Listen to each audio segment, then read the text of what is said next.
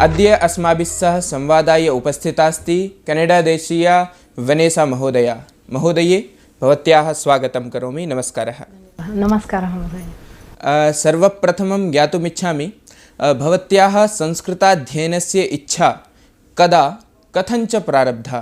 अहं मेक्सिको देशे वसामि स्म। तत्र एका सखी आसीत्। अहं तां पृष्टवती यत् अहं योगविषये ज्ञातुम् इच्छामि इति।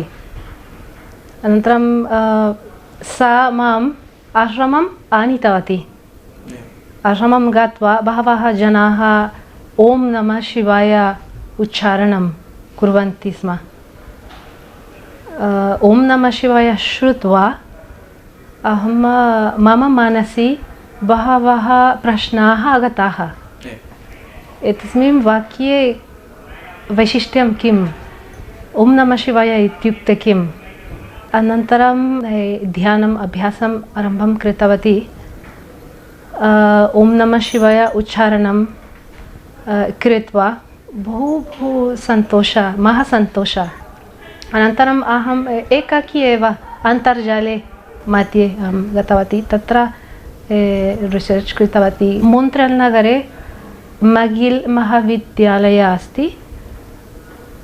तत्र डॉक्टर् अरविन्द शर्मा महोदयेन सह वार्तालापं कृतवती। तस्मिन् समये संस्कृत भारतीयाः कार्यकर्तारः आसन्।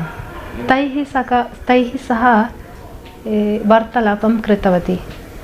अहं संस्कृतं पठितुम् इच्छामि। कथम् आरम्भं करोमि? ध्यान आध्यात्म विषये भवत्याः किम् अभिमतं वर्तते? ध्यान अध्यात्मविषयाः न तु भाषणस्य विषयाः अपि तु अनुभवस्य विषयाः। एतावत् एवं वक्तुं शक्नोमि यत्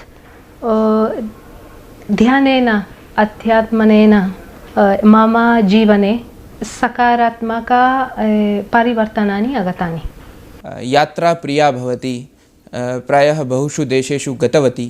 यात्रासमये काः ताः विशेषताः वस्तुतः याभिः भवती भारतं प्रति आकृष्टा? अहम् अमेरिकादेशे भ्रमणं कृतवती। मेक्सिको देशे मम देशं भ्रमणं कृतवती।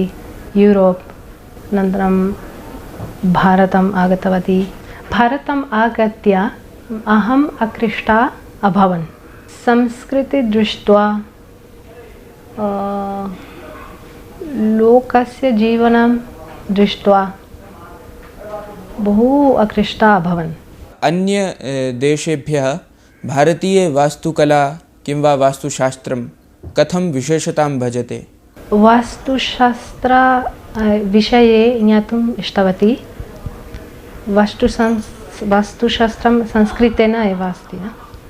अहं तस्मात् कारणात् अपि अहं संस्कृतं पठितवती। अनन्तरं while traveling around the world, I see different kinds of architecture. I decided to travel more in India because the similarities I found with Mexico. So I start to work with eco-friendly architecture and vernacular architecture. We construct this kind of architecture that the people itself can construct their houses. Swayameva. Design vayam design kurmah. Design कृत्वा वयं पाठयामः कथं करणीयम्। भवती समकालीने भारते संस्कृतसम्भाषणस्य महत्त्वम् इति विषये अनुसन्धानमपि कृतवती। तत्र किमस्ति वैशिष्ट्यम्? अहं मातुर्ग्रामं गतवती कर्णाटकराज्ये। संस्कृतग्रामः। ते बहवः जनाः संस्कृतं वदन्ति। सो अहं दृष्टवती तत्र यत् जनाः संस्कृतविषये आदरं कुर्वन्ति। तु तत्र बालाः, वृद्धाः, ज्येष्ठाः सर्वेपि संस्कृतं वदन्ति। सर्वे जनाः संस्कृतं वदन्ति।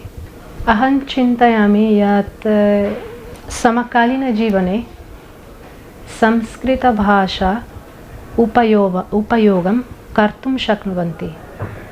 भारतीयजनैः संस्कृतभाषा पठनीया।